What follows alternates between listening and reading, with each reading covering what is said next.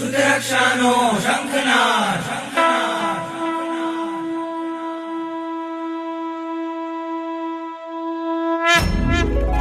વંદે શુદ્ધજ્ઞાનમ વંદે શુદ્ધજ્ઞાનમ વંદે શુદ્ધજ્ઞાનમ વંદે શુદ્ધજ્ઞાનમ ઓ દેવાદિદેવા કરું તારી હું સેવા હો દેવાદિદેવા કરું તારી હું સેવા વંદે વંદે વંદે શુદ્ધજ્ઞાનમ વંદે વંદે વંદે શુદ્ધજ્ઞાનમ વંદે વંદે વંદે શુદ્ધજ્ઞાનમ વંદે વંદે વંદે શુદ્ધજ્ઞાનમ વંદે વંદે વંદે શુદ્ધજ્ઞાનમ વંદે વંદે વંદે શુદ્ધજ્ઞાનમ વંદે શાસનમ શાસનમ વંદે શાસનમ શાસનમ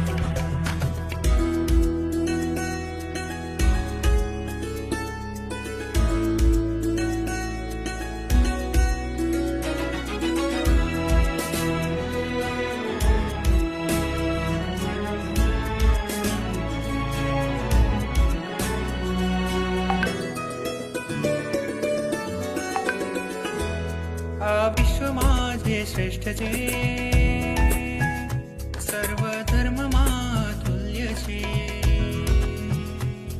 આ વિશ્વમાં જે શ્રેષ્ઠ છે સર્વધર્મમાં તુલ્ય છે સૂરીશ્વરોનો શ્વાસ છે મુનિયોતણો વિશ્વાસ છે મુનિયોતણો વિશ્વાસ છે વંદે શુદ્ધજ્ઞાનમ વંદે શુદ્ધજ્ઞાનમ વંદે વંદે વંદે શુદ્ધજ્ઞાનમ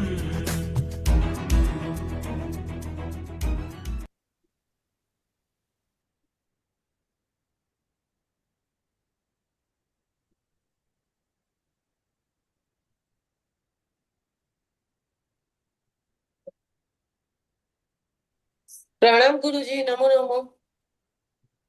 નમો નમો પ્રણામ प्रणाम गुरुजी. પ્રણામ નમો ગુરુજી, નમો. નમો નમઃ. सुख शांता में गुरुजी. દેવ લોકો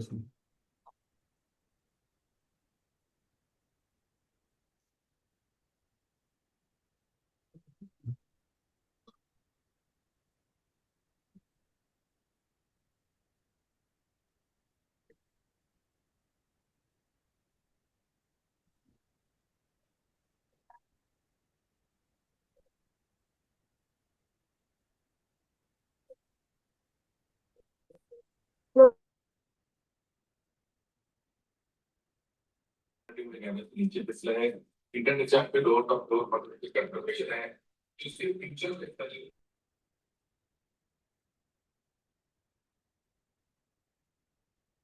प्रणाम गुरुजी, नमो नमो. प्रणाम गुरुजी. એકેન્દ્રીય પ્રાયોગ્ય નામકર્મની શરૂઆત ગઈકાલે આપણે કરી ઉદય સ્થાનની. બંધ સ્થાન પતી ગયા, બંધ સ્થાનના ભાંગાઓ પતી ગયા, જીવ સ્થાનક ઉપર આપણે જોઈ લીધું અને પછી છેલ્લે ગુણ સ્થાનક ઉપર પણ જોયું કોને કેટલા કયા ગુણ સ્થાનક કેટલા ભાંગાઓ ઘટે છે. બરાબર. તો હવે આપણે એકેન્દ્રીય પ્રાયોગ્ય જે ઉદય સ્થાન છે એ ઉદય સ્થાનની આપણે વાત કરીએ. ઉદય સ્થાન ટોટલ કેટલા છે? તો ઉદય સ્થાન 8, 9, 12, 20, 21, 8, 9, 20, 1, 26, 27, 28, 29, 30 અને 31.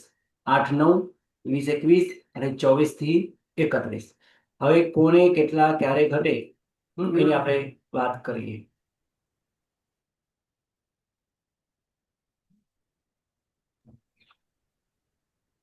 તો ગઈકાલે આપણે આ 9 નિયમની વાત કરી કે લબ્ધિ અપર્યાપ્તા હોય ત્રિયંત મનુષ્ય, સૂક્ષ્મ એકેન્દ્રિય વગેરે હોય, બાદર પર્યાપ્ત તેવું કાંઈ વાવકા હોય, નારકીના જીવો છે એમને યશ નામ કરવાનું ઉદય ના હોય, નિયમમાં અપયશ જ ઉદયમાં હોય.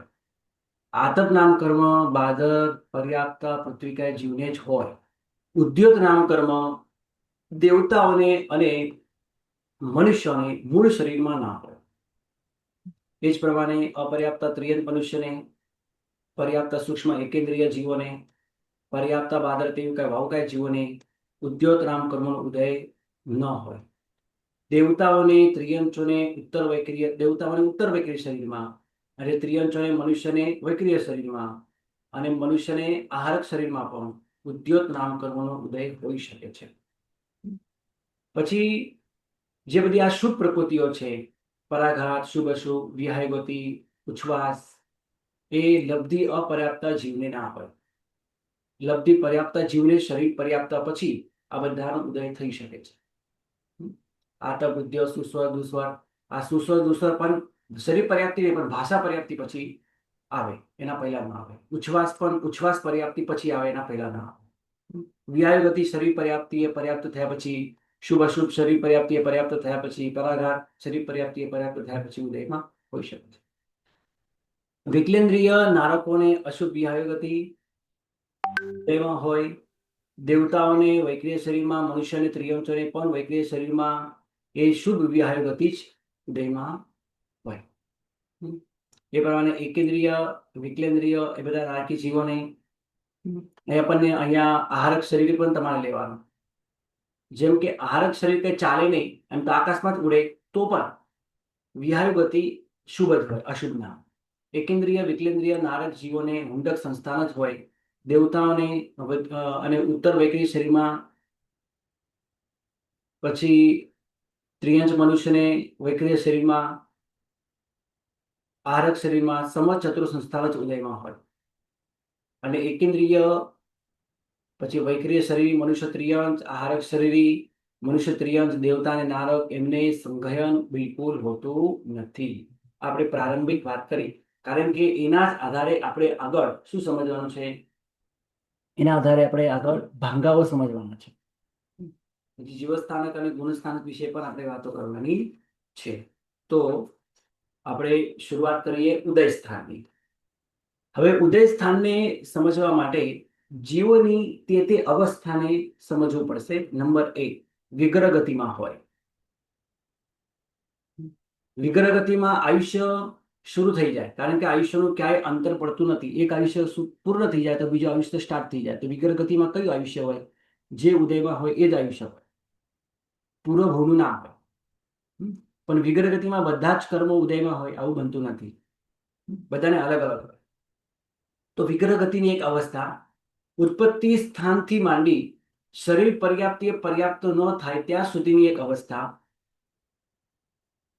અને શરીર પર્યાપ્તિ પર્યાપ્ત થયા પછીની એક અવસ્થા, ઉચ્છ્વાસ પર્યાપ્તિ પર્યાપ્ત થયા પછી, ઉચ્છ્વાસ પર્યાપ્તિ પર્યાપ્ત થયા પછી એક ત્રીજી અવસ્થા, ભાષા પર્યાપ્તિ પૂર્ણ થયા પછી ચોથી અવસ્થા, અને સંપૂર્ણ પર્યાપ્ત થયા પછીની એક અવસ્થા. આ રીતે આ જુદી જુદી અવસ્થા હોઈ શકે છે. તો કઈ કઈ અવસ્થા બતાડી? એક વિગ્રહ ગતિની, ઉત્પત્તિ સ્થાનથી માંડીને પર્યાપ્તા શરીર પર્યાપ્તિ પર્યાપ્ત ન બને ત્યાં સુધીની આ બીજી અવસ્થા. શરીર પર્યાપ્તિથી પર્યાપ્ત થયા પછી અને ઉચ્છ્વાસ પર્યાપ્તિ સુધીની આ ત્રીજી અવસ્થા. ઉચ્છ્વાસ પર્યાપ્તિ પર્યાપ્ત થયા પછી અને ભાષા પર્યાપ્તિ અપર્યાપ્ત હોય ત્યાં સુધીની ચોથી અવસ્થા. અને ભાષા પર્યાપ્તિ પર્યાપ્ત થયા પછી એ ત્રીજી અવસ્થા. એના પછી આ રીતે 3 થી 5 અવસ્થાઓ હોય છે. ચિત્રના માધ્યમે આપણે એને સમજીએ. એક આ વિગ્રહ ગતિ, આ ઉત્પત્તિ સ્થાન, ઉત્પત્તિ સ્થાનથી આ શરીર પર્યાપ્તિ પર્યાપ્તા, પછી શ્વાસોશ્વાસ પર્યાપ્તિ પર્યાપ્તા, વચ્ચે એક ઇન્દ્રિય પર્યાપ્તિ પૂર્ણ થાય, પણ એને કઈ અત્યારે ધ્યાનમાં લેવાની જરૂર નથી. પછી ભાષા પર્યાપ્તિ પર્યાપ્તા અને એક સંપૂર્ણ પર્યાપ્ત. કેટલી અવસ્થા થઈ? એક વિગ્રહ ગતિની, શરીર પર્યાપ્તિ પર્યાપ્તા, બાકીની પર્યાપ્તિથી અપર્યાપ્તા, પછી શ્વાસોશ્વાસ પર્યાપ્તિ પર્યાપ્ત થાય પછીની અવસ્થા, અને ભાષા પર્યાપ્તિ પર્યાપ્ત થયા પછીની અવસ્થા, અને સંપૂર્ણ પર્યાપ્ત થાય પછીની અવસ્થા. અત્યારે આને કઈ બહુ વિચારવાની જરૂર નથી. આ ઇન્દ્રિય પર્યાપ્તિ પર કઈ વિચારવાની જરૂર નથી. આ 1, આ 2, આ 3 અને આ 4, આ 4 વિચારવાની જરૂર છે. વિગ્રહ ગતિ વાળી હું લખી સમજાવું છું. વિગ્રહ ગતિ વાળી શરીર પર્યાપ્તિ અપર્યાપ્ત ઉત્પત્તિ સ્થાન થયા પછીની અને શરીર પર્યાપ્તિ એ અપર્યાપ્તતા, હે ને? શરીર અને અપર્યાપ્તતા, શ્વાસોશ્વાસ પર્યાપ્તિ એ પર્યાપ્તતા, ભાષા પર્યાપ્તિ એ પર્યાપ્તતા અને સંપૂર્ણ પર્યાપ્ત. આ 1, 2, 3 અને 4, આ 4 આપણે અત્યારે ખાસ વિચાર કરવાની છે, સમજવાની છે. ચલો, એકેન્દ્રિય પ્રાયોગિય નામકર્મના ઉદય સ્થાન. સૌથી પહેલા વિગ્રહગતિ. વિગ્રહગતિમાં વધુ ને વધુ 21 પ્રકૃતિ ઉદયમાં હોઈ શકે છે. એમાં ઉદયવતી પ્રકૃતિ નામકર્મની 12 પ્રકૃતિઓ છે.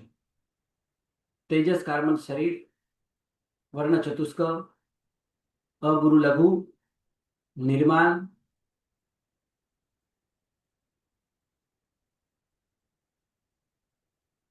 એ પછી સ્થિર અસ્થિર અને શુભ અશુભ. આ 12 પ્રકૃતિઓ છે. વર્ણ ચતુષ્ક 4 થઈ, તેજસ કાર્બન 6 થઈ, સ્થિર અસ્થિર 8 થઈ, શુભ અશુભ 10 થઈ, નિર્માણ અને અગુરુ લઘુ. આ 12 પ્રકૃતિ ધ્રુવોદય છે, હંમેશા ઉદયમાં હોય, વિગ્રહગતિમાં પણ ઉદયમાં. પછી ત્રિયંચ, હવે એકેન્દ્રિય છે એટલે ત્રિયંચ ગતિ, ત્રિયંચ અનુપૂર્વી. વિગ્રહગતિમાં અનુપૂર્વી ઉદયમાં હોય. પછી એકેન્દ્રિય જાતિ સ્થાવર નામકર્મ, પછી દુર્ભાગ્ય અને અનાદય. હવે આ એકેન્દ્રિયમાં જતો હોય અને સૌભાગ્ય નામકર્મનો ઉદય હોય, આવું ના બને.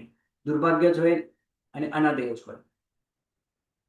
અને બાકીના 3 જે છે એ વૈકલ્પિક હોય, બાદર અથવા સૂક્ષ્મ. કારણ કે એકેન્દ્રિયમાં જનાર બાદર પણ હોય, સૂક્ષ્મ પણ હોય શકે, પર્યાપ્ત પણ હોય શકે, અપર્યાપ્ત પણ હોય શકે, યશ પણ હોય શકે અને અપયશ પણ હોય શકે. ત્રણેય વૈકલ્પિક ઉદયમાં.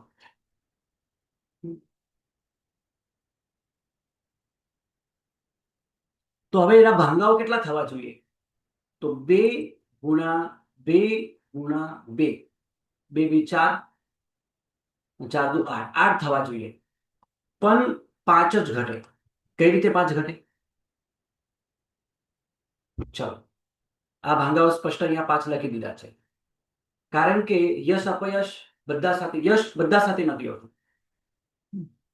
એટલે પર્યાપ્ત સૂક્ષ્મ જીવ હોય તો એને અપયશ જ હોય, અપર્યાપ્ત સૂક્ષ્મ હોય તો પણ એને અપયશ જ હોય. કારણ કે એ બિચારો સૂક્ષ્મ બન્યો છે. અને અપર્યાપ્ત બાદર હોય, હવે સૂક્ષ્મ નથી પણ બાદર છે, પણ અપર્યાપ્ત છે, તો અપયશ જ હોય. બાદર પણ મળે પણ કામનું શું? કારણ કે જીવાનું જ નથી વધારે, અપર્યાપ્ત અવસ્થામાં જ મૃત્યુ પામવાના છે. 1, 2, 3 પર્યાપ્તિ પૂર્ણ કરીને મરણ પામવાનો છે. એટલે અપર્યાપ્ત બાદરને પણ અપયશ છે. હમણાં આપણે વાત કરી કે યશ નામકર્મ અપર્યાપ્ત નામકર્મ સાથે ના હોય. અહીંયા લબ્ધિ અપર્યાપ્ત જ લેવાનું છે. લબ્ધિ અપર્યાપ્ત જેનું અપયશ જ હોય, યશ ના જ હોય. અને પર્યાપ્ત બાદર હોય તો યશ અપયશ બંને. તો આમ 8 પ્રકાર થાય છે, પણ ઘટે તો 5 જ. કારણ કે અપર્યાપ્ત બાદરને યશ ન ઘટે, અપર્યાપ્ત સૂક્ષ્મને અને પર્યાપ્ત સૂક્ષ્મને પણ યશ ન ઘટે. એટલે યશ તો માત્ર બાદર પર્યાપ્ત જીવની સાથે યશ અપયશ બંને હોઈ શકે છે. તો એના 8 માંથી 5 ઘટે છે, 3 નથી ઘટતા. કયા 3 નથી ઘટતા? આની સાથે યશ, આની સાથે યશ અને આની સાથે યશ નથી ઘટતું. પર્યાપ્ત સૂક્ષ્મ, અપર્યાપ્ત સૂક્ષ્મ, અપર્યાપ્ત બાદરની સાથે યશ નથી ઘટતું. એટલે 3 કાઢી નાખે, 8 ઘટે. 8 માંથી 5 ઘટે. જગન્યથી 1 સમય, ઉત્કૃષ્ટથી 3 સમય. કેમ? એક વક્ર ગતિ હોય તો 1 સમય લાગે. કારણ કે વિગ્રહ ગતિની વાત છે ને. વિગ્રહ ગતિની અંદર ઉત્કૃષ્ટથી 3 સમય. બરાબર? એમને આ કર્મ ઉદયમાં હોય. ચોથા સમય તો પૂછી જાય નિશ્ચય ને એના મતે. અત્યારે નિશ્ચય ને વ્યવહારને વચ્ચે લાવતા પણ નહીં, એ પછી બધી આગળ વાતો તમને સમજાશે. તો આગળ આ રીતે વિગ્રહ ગતિમાં 21 કર્મનો ઉદય હોય. ઉત્પત્તિ સ્થાને પહોંચ્યા પછી 24 કર્મનો ઉદય. તો એક તો અનુપૂર્વી જતી રહી. કારણ કે ઉત્પત્તિ સ્થાને પહોંચ્યા પછી અનુપૂર્વી ઉદયમાં ના. અનુપૂર્વી માત્ર એક ગતિમાંથી બીજી ગતિમાં જતા એ જીવને હોય, એ પણ એ વક્ર ગતિ કરવાનો હોય તો જ ઉદયમાં આવે. ને તો આ 20 ના બદલે 21 ના બદલે 20 પણ થઈ શકે. પણ કોક એકેન્દ્રિય ને હોય પણ તો 21 થી વધારે નથી હોતું. આમ તો 20 પણ હોઈ શકે, પણ એની અત્યારે વિચારણા કરવાની કોઈ જરૂર નથી. તો વિગ્રહ ગતિમાં 21 અને ઉત્પત્તિ સ્થાન થયા પછી, ઉત્પત્તિ સ્થાને પહોંચ્યા પછી 24 થઈ જાય. એક તો અનુપૂર્વી માઇનસ કરવાની 21 માંથી કરેલું, અહીંયા લખેલું જ છે બધું. 21 માંથી અનુપૂર્વી આપણે માઇનસ કરીએ તો 20 થશે.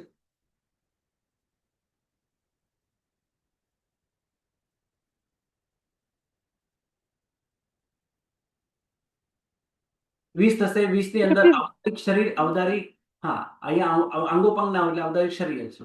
હુંડક સંસ્થાન, હમણાં જો વાત જોઈ કે એકેન્દ્રિય નિયમમાં હુંડક સંસ્થાન જ હોય. પછી ઉપઘાત નામકર્મ, શરીર આવે એટલે શરીરની સાથે ઉપઘાત નામકર્મનો ઉદય થઈ જ જાય. અને પ્રત્યેક અને સાધારણ, કારણ કે એકેન્દ્રિય જીવ છે તો પ્રત્યેક સાધારણ બે માંથી કોઈ પણ એક હોઈ શકે છે. તો તમે કહો આ પ્રત્યેક સાધારણ ઉપર કેમ ન લીધું? ના, ઉપર ના હોય, કારણ કે શરીર જ નહીં, તેજસ કાર્બન શરીર જ છે. બાકી અવદારિક શરીર તો છે જ નહીં, કારણ કે પ્રત્યેક અને સાધારણ એ શરીરમાં ઉદયમાં આવે. હવે શરીર જ નથી એટલે અવદારિક શરીર, વૈક્રિય શરીર આની સાથે હોય. વૈક્રિય શરીરમાં સાધારણ ના હોય, અવદારિક શરીરમાં પ્રત્યેક સાધારણ બેમાંથી કોઈ એક. એકેન્દ્રિયના અવદારિક શરીરો જ હોય અને અવદારિક શરીરમાં બેમાંથી કોઈ પણ એક ઉદયમાં હોય. એકલું તેજસ કાર્બન શરીર હોય તો પ્રત્યેક સાધારણમાંથી બેમાંથી એક પણ ના આવે. તો અવદારિક આવી જાય, અવદારિક શરીરના પૂતગલો ગ્રહણ કરે એટલે પ્રત્યેક સાધારણમાંથી બેમાંથી કોઈ એક. પણ અહીંયા એક વિકલ્પ વધી જાય તો પણ ભાંગાઓ તો 5 થી વધારે નહીં થાય. તો એ 5 પ્રત્યેકની સાથે અને એ જ 5 સાધારણની સાથે, જે આપણે ઉપર જોયું 5, આ 5 ની સાથે તમારે પર્યાપ્ત સૂક્ષ્મ અપયશ પ્રત્યેક, અપર્યાપ્ત સૂક્ષ્મ અપયશ પ્રત્યેક, અપર્યાપ્ત બાદર અપયશ પ્રત્યેક, પર્યાપ્ત બાદર અપયશ પ્રત્યેક, પર્યાપ્ત બાદર યશ પ્રત્યેક. પ્રત્યેકના 5, સાધારણના પણ 5. 5 ને 5 10 વિકલ્પ અહીંયા ઘટે, 10 ભાંગાઓ. અહીંયા 5 ઘટ્યા, અહીંયા 10 ઘટશે. પ્રત્યેકની સાથે 5, સાધારણની સાથે 5. આ 21 નું થયું. આનુપૂર્વી જે છે, આનુપૂર્વી જે છે એ વિગ્રહ ગતિમાં લીધી છે આપણે? લીધી ને, અહીંયા ત્રિયંશ દ્વિત લીધી ને, ત્રિયંશ ગતિ, ત્રિયંશ અનુપૂર્વી. અચ્છા જી. અને ઉપઘાત જે છે એ ધ્રુવ 12 માં આવી જાય? ઉપઘાત ના.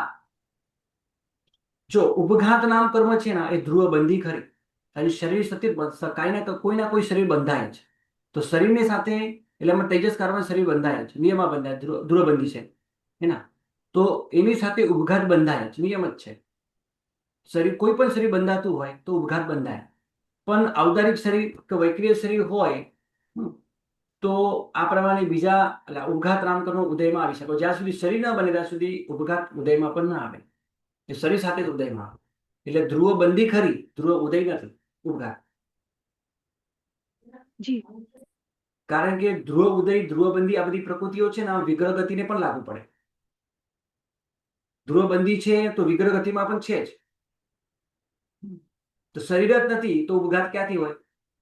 ઉપઘાતનો અર્થ શું? પોતાનું શરીર પોતાને ન ગમે, પોતાના શરીરની અનુકૂળતા જ પોતાને ન ગમે, પ્રતિકૂળ શરીર એને લાગે તો શરીરની સાથે ઉદયમાં આવે. એટલે ઉપઘાત શરીર આવે પછી જ ઉદય. એટલે ઉપઘાત એ ધ્રુવ ઉદય નથી બનતું, એ ધ્રુવ બંધી ખરી. 24 થઈ. 10 પ્રકાર થયા જગન્નતિ અને ઉત્કૃષ્ટથી પણ આ અંતર્મુખ. કારણ કે ઉત્પત્તિ સ્થાનથી શરીર પર્યાપ્ત બનતા એને અંતર્મુખનો સમય લાગે છે. વૈક્રિય શરીરધારી વાયુકાય એ નિયમમાં ગુરુજી? બોલો. અશુભ અશુભ છે એ પણ શરીરમાં, ઔદારિક શરીર કે વૈક્રિય શરીરમાં કહેવાય છે. તેજસ આત્મામાં કેવી રીતે ઘટે ગુરુજી?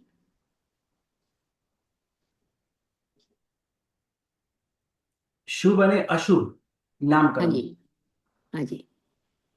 હવે 21 માં શુભ અશુભ નામકર્મ હજી નથી આવ્યું. છે ને ગુરુજી? 21 માં છે ને ગુરુજી? શુભ અશુભ અને સ્થિર અસ્થિર છે ને? હા, સ્થિર અસ્થિર ધ્રુવોદયમાં છે. સ્થિર અસ્થિર શુભ હા. અશુભ બંને છે, બરાબર છે. હા બરાબર, બે ચાલે છે. હા. હા, તો આ શુભ અશુભ તો આપણે, શુભ અશુભ તો આપણા શરીરના અવયવ ઉપરના નીચે શું, નીચેના અશુભ એમ કહેવાય છે. અને સામાન્યથી ઔદારિક શરીર કે વૈક્રિય, સામાન્યથી વૈક્રિય શરીરમાં હોય સામાન્યથી અને શરીરની ઔદારિક સાથે જ હોય. ઉદયમાં હોય. સામાન્યથી શરીરની સાથે જ ઉદયમાં હોય પણ હા, આ એ બંને પ્રકૃતિ જે બતાવી છે આપણને હમ, શુભ અને અશુભ, બરાબર. ખરી. કારણ કે એની પાસે હમ, બંને પ્રકારના પૂતગલો હોય, એની પાસે બંને પ્રકારના પૂતગલો હોય, અશુભ પૂતગલો પણ હોય.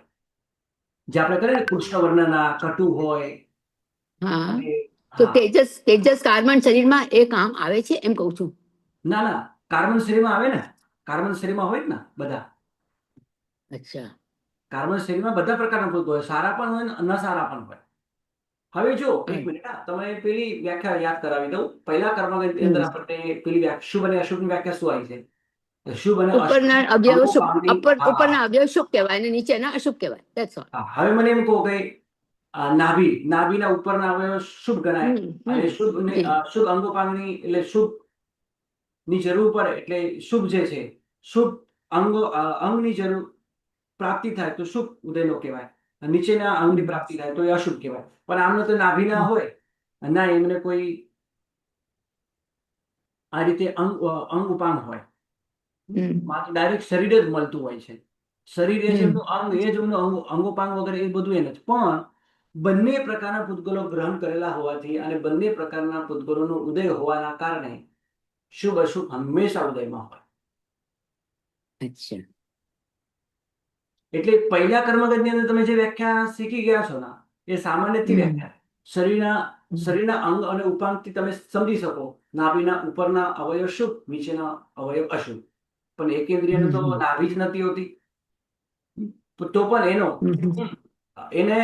એને જે પણ કાર્બન શરીર છે, તેજસ શરીર છે, એમાં પણ શુભ અને અશુભ પૂતગલો બંને પ્રકારના પૂતગલો ઉદયમાં હોય. એની સાથે આ કર્મ શુભ અને અશુભ ઉદયમાં હોય, નિયમ નિત્ય. જેમ કે આપણે ધીરુભાઈ પંડિતમાં બુકમાં શું કહે છે કે આત્મા પ્રદેશોમાં સ્થિરતા, અસ્થિરતા, શુભતા, અશુભતા ચાલતી રહે છે હરેક ટાઈમ. એટલા માટે એમ કહે છે. એવી રીતે આશુભ અશુભ ની વાત કરી હે ને, આશુભ અશુભ ની વાત હા. કરી. એ જ પ્રમાણે આત્મ પ્રદેશો ઉપર સ્થિર અને અસ્થિર પણ બંને પ્રકાર પણ હોય જ. અચ્છા. બંને પ્રકારના ગુણો હોય તો જ પછી આગળ સ્થિરપણું અને અસ્થિરપણું એ એનો પ્રાપ્ત એનો થઈ શકે વિકાસ થાય આપણને. હે ને, સ્થિરનો અને જી. અસ્થિરનો વિકાસ થાય. પછી અંગ અને ઉપાંગની અંદર આપણને સ્પષ્ટ દેખાય.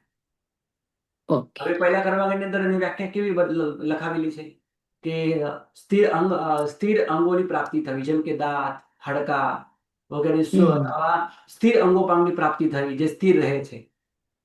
અને અસ્થિર, જેમ કે પાપણ વગેરે અસ્થિર નહીં. હવે એ જે આપણને સમજાવવા માટે ખૂબ સરળતાથી સમજાય એટલા માટે. બાકી તો આ જ નિયમ તમારે આત્મ પ્રદેશો ઉપર પણ લાગુ પડે.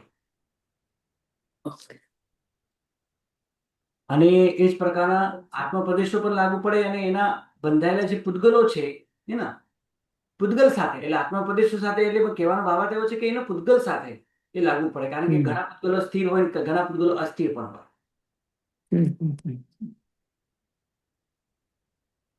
આત્મ પ્રદેશો સાથે ડાયરેક્ટ નહીં કરવાના, તો પછી આત્મ પ્રદેશોને તો પછી સિદ્ધ પરમાત્માના બધા અસ્થિર આત્મ પ્રદેશો તો એમને અસ્થિર નામ કરવાનું ઉદય માનવું પડે. આવું તો છે જ ને, આવું ના પડે. તો શરીર હોય તો શરીર આવે એટલે. એટલે તેજસ કાર્બન શરીર સાથે સ્થિર અસ્થિર શુભ અશુભ આ બંને કર્મો ઉદયમાં હોય જ સાથે. કારણ કે બંને પ્રકારના પૂતગલો એમ બંને અવસ્થા આવે, સ્થિર પણ અસ્થિર પણ. હવે એ 24 ની વાત કરીએ. હવે વાયુકાયની કરી વાત, ત્યાં પણ 24 છે.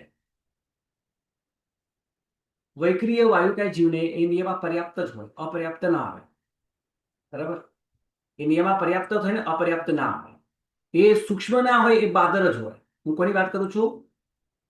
વાયુકાય વૈક્રિય લબ્ધિધારી. એ નિયમા પર્યાપ્ત જ હોય, નિયમા બાદર જ હોય, સૂક્ષ્મ ના હોય.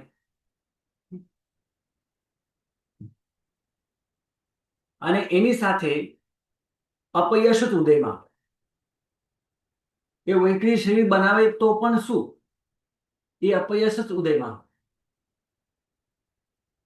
એટલે યશ નહીં લેવાનું. તમે એમ કહો કે હમણાં બાદર, પર્યાપ્ત બાદર સાથે તમે યશ પણ લીધો હતો, ત્યાં નહીં લેવાનું. આટલું મોટું સરસ શરીર છે તો પણ નહીં લેવાનું.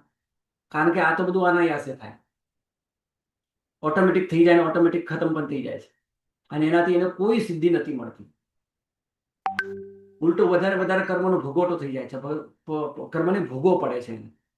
એટલે અપયશ ઉદયમાં આવે.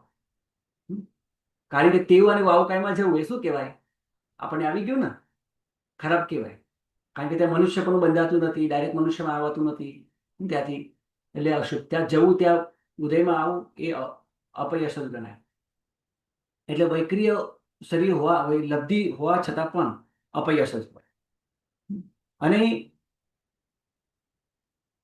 પ્રત્યેક અને સાધારણની વાત કરીએ તો એ નિયમમાં પ્રત્યેક જ હોય, સાધારણના. તો 24 નું 24 જ રહેશે. ઔદાયક શરીરના બદલે તમારે વૈક્રિય શરીર લેવાનું ખાલી. વૈક્રિય ઔદાયક શરીર કાઢીને વૈક્રિય શરીર તમારે ઉમેરવા. બસ 24 નો 24 ઉદય, પણ બાદર, પ્રત્યેક, પર્યાપ્ત, અપયશ જ હોય. એટલે એક જ ભાંગ હોય. અહીંયા 10 થયા, અહીંયા 5 થયા, અહીંયા 1 જ. બધું બાદર, પ્રત્યેક, પર્યાપ્ત અને અપયશ જ એટલું. તો 24 ના બંધે, 24 ના ઉદય ભાંગાવ કેટલા ઘટે? 11. 21 ના ઉદય 5, 24 ના ઉદય 10 અને 1 11. હવે આગળ કહે છે 25 ના ઉદય 7 ભાંગાઓ. એમાં 24 સાથે પરાઘાત હોય તો 6, અને 24 સાથે બીજી રીતે પરાઘાત હોય તો 1 જ. કારણ કે આ વૈક્રિય વાયુકાયને પણ પરાઘાત નામ કરવાનો ઉદય હોઈ શકે. એટલે આ 24 તમે પરાઘાત પ્લસ કરી દો તો 25 થાય, પણ ત્યાં પણ અપયશ જ હોય. એટલે અહીંયા 1 જ ભાંગો, પણ અહીંયા 6 ભાંગા. કયો જીવ છે? બાદર અને સૂક્ષ્મ બંને પ્રકારના, પ્રત્યેક અને સાધારણ બંને પ્રકારના, પણ નિયમમાં બધા પર્યાપ્ત છે. તમે કહી શકશો? એક પ્રશ્ન નાનકડો પૂછી લેજો. ખૂબ સરસ તમે સ્વાધ્યાય કરો છો. એક વિષય બહારનો પ્રશ્ન કરું છું. જીવ વિચારની અંદર 22 પ્રકાર આવ્યા છે એકેન્દ્રિયના. સૂક્ષ્મ, બાદર, પ્રત્યેક અને સાધારણ, પર્યાપ્ત એકેન્દ્રિયના જીવો ભેદ કેટલા?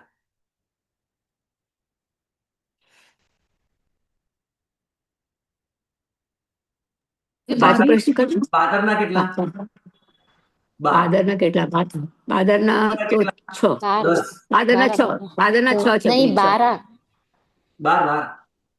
12 આંટી. Sorry, બાદરના 12, પર્યાપ્ત. સૂક્ષ્મના 10. પ્રત્યેકના કેટલા? 2.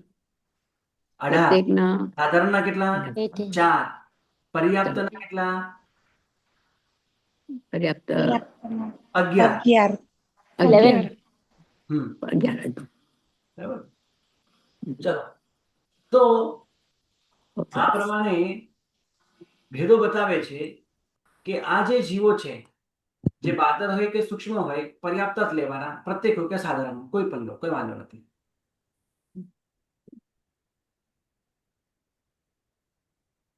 તો ટોટલ આના જીવ ભેદ કેટલા થાય?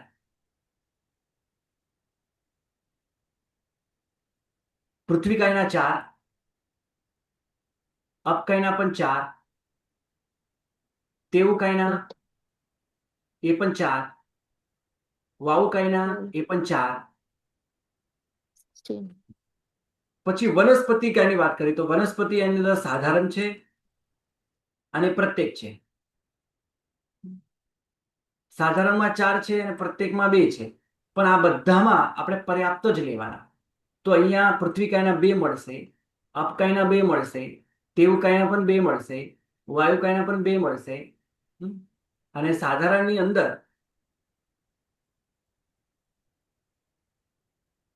સૂક્ષ્મ અને બાદર બંને પ્રકારના છે. સૂક્ષ્મ પણ છે અને બાદર પણ છે. આની અંદર પર્યાપ્ત પણ છે, અપર્યાપ્ત પણ છે, પર્યાપ્ત પણ છે, અપર્યાપ્ત પણ છે. તો આપણે અહીંયા બંને લેવાના. તો સાધારણ પણ 2 મળશે અને પ્રત્યેકમાં સૂક્ષ્મ પ્રકાર ત્યાં બાદર જ હોય, અહીંયા 1 જ મળશે. એટલે ટોટલ કેટલા થયા? 1, આ 2, 3, 4, 5, 6, 7, 8, 9, 10, 11 જીવ ભેદ આવશે આની અંદર. ક્યાં? બાદર, સૂક્ષ્મ, પ્રત્યેક, સાધારણ, પર્યાપ્ત, એકેન્દ્રિય.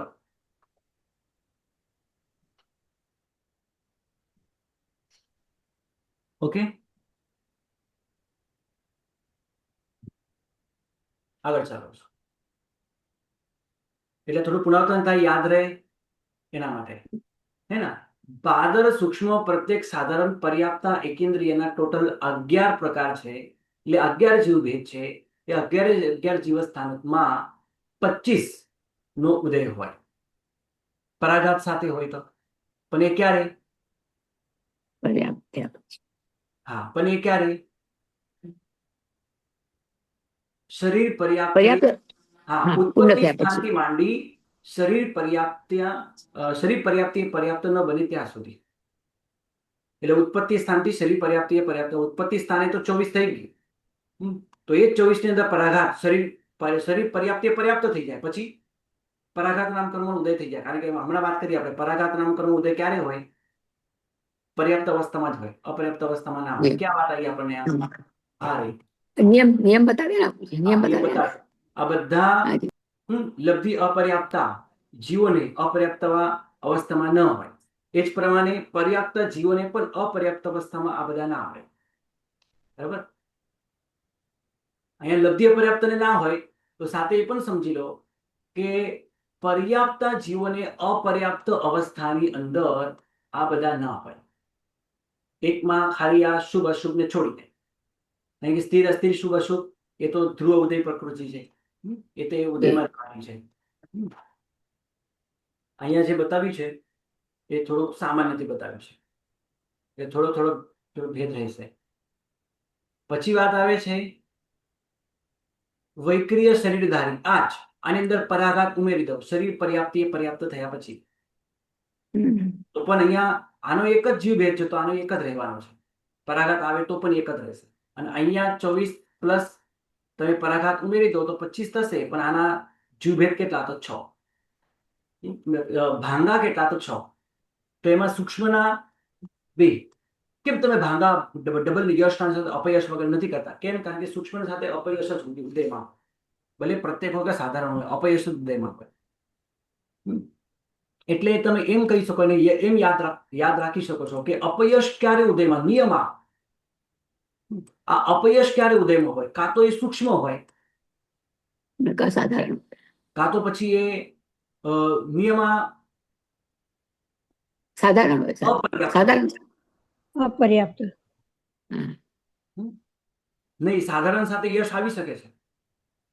સાધારણ સાથે કોઈ લેવા દેવા નથી. જો અહીંયા લખ્યું છે બાદર સાધારણ યશ.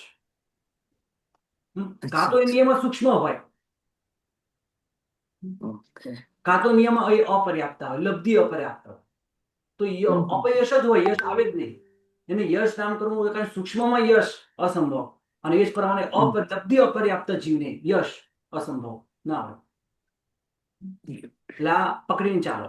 સૂક્ષ્મ અપર્યાપ્ત હોય તો અપયશ જ હોય, યશ ના જ હોય.